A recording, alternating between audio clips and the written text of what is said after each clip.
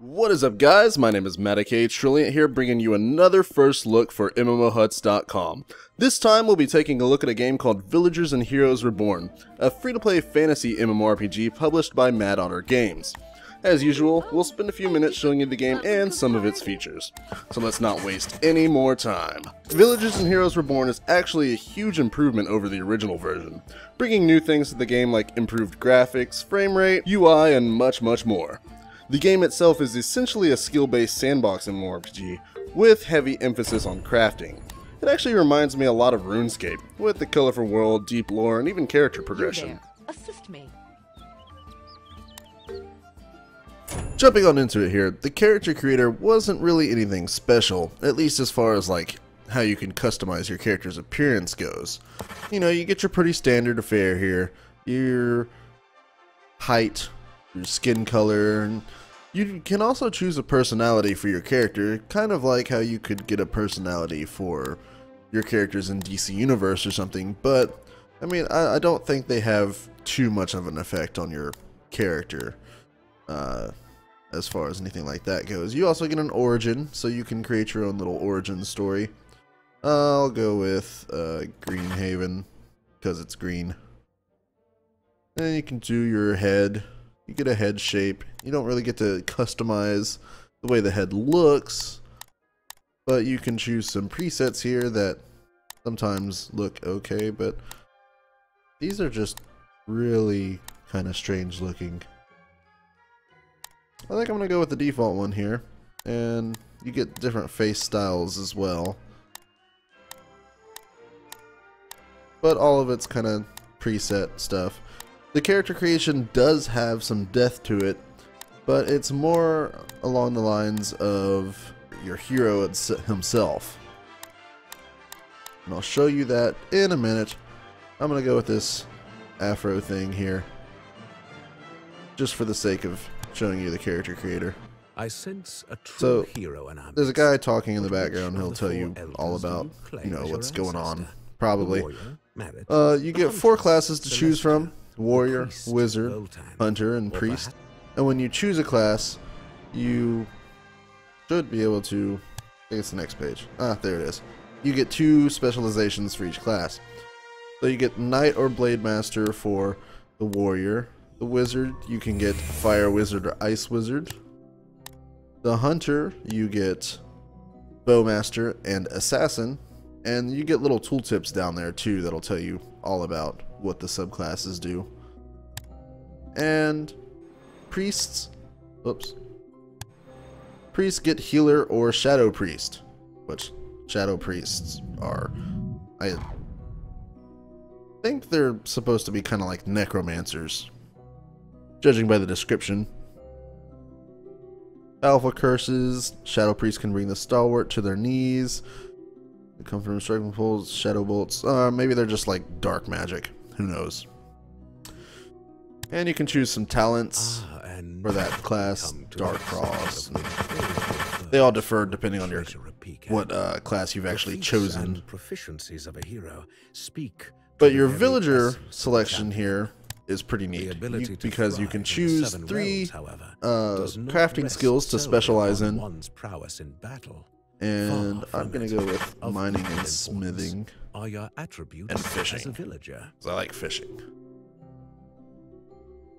You also get 2 house skills down here, which will give you a boost.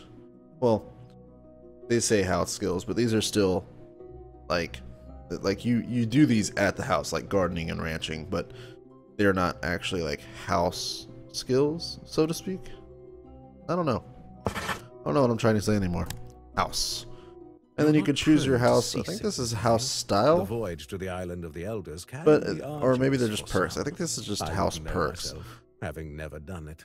But they'll give you a small boost, like this one here decreases the crafting gold cost by 4.5%. This one increases chance of a lucky find by 6%, so you get, you know, things like spirit regeneration or even like an increased loot chance. Gives a 4% boost to lucky finds and abundant harvest and extra loot, so stuff like that. So these are nice. You want to choose one kind of related to your class. And my character's just kind of standing there with a sassy look on his body, the whole one arm on his hip. Don't know what he's doing, but cool. I, of course, chose the most logical route, and I created a mage that excels at smithing. Nothing like a magic user that creates weapons and armor that will have absolutely no benefit to him whatsoever. Villagers and Heroes is pretty buggy. There were times where I would click on an NPC and absolutely nothing would happen. A game with an extensive amount of features such as Villagers and Heroes is expected to have a few bugs, but a lot of my encounters were flat out unenjoyable. Correct me if I'm wrong here, as I couldn't find anything on the website or the Steam page that says this is a beta, especially since I didn't need a key or anything to get into it. So that leads me to believe that this is a full release. The game plays like a beta, and that's unacceptable, especially if it's a full release. Talking to NPCs most of the time was almost a chore. It would take 5 seconds or longer sometimes after clicking on an NPC to get it to respond. There are also points where my character would spaz out, though moments like that were actually quite hilarious. One thing I noticed after playing the game for a couple of hours is the level progression. It's slow. Very slow. At least through questing. You can hold up to 5 quests in your quest tracker, but in general the quests are pretty standard affair. There's fetch quests, kill X amount of rabid demon dog things. Talk to this NPC, or perhaps even that one over there. Although, there was a short scripted cutscene in the middle of one of the main story quests pretty early on, where a large ghostly demon with the voice of Zeratul came out and started making threats against the good people of the starting town. The time of peace and revelry has come to an end. The shadow years are once again upon you. Have no fear, citizens, for I am the hero's gonna rescue you from the Shadow Realm. Questing itself didn't seem to hand out a lot of experience. After about 2 hours of playtime, I was around level 4. Though I do like to explore, and I was also reading most of the quests, so I'd know a bit about what was going on. Combat in the game is tab targeted, so nothing special there. Just target a monster, mash your hotkeys, and watch things die. Nothing like that realistic fantasy combat. Crafting in the game is where it's at though. This is where that RuneScape mention I gave earlier comes into play. The crafting system is very similar to RuneScape's actually, and that's not really a bad thing at all. Crafting was one of my favorite things to do when I played RuneScape, and Villagers and Heroes was no different. I enjoyed that you can gather your own resources in certain areas by chopping down trees and mining in a mine, all just to go back and make things out of them. That's kind of what crafting is, I guess. This game is definitely a crafter's paradise. You're not limited to certain crafting skills, and you can master all of them if you so choose. There's so much in Villagers and Heroes that I'd like to cover, however, there's so many features that it'd be impossible to talk about all of them in a single video.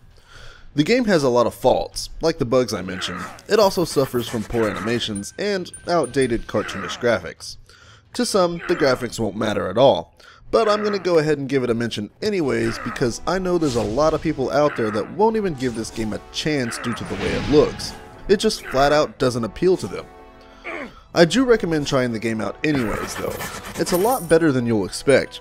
It definitely was for me. I actually went into the game expecting it to be more of like a Free Realms clone, and boy was I wrong. I hope you enjoyed the video. If you want to check out the game, there's a link in the description. Feel free to like this video and subscribe to us while you're at it, and I'll see you guys in the next video.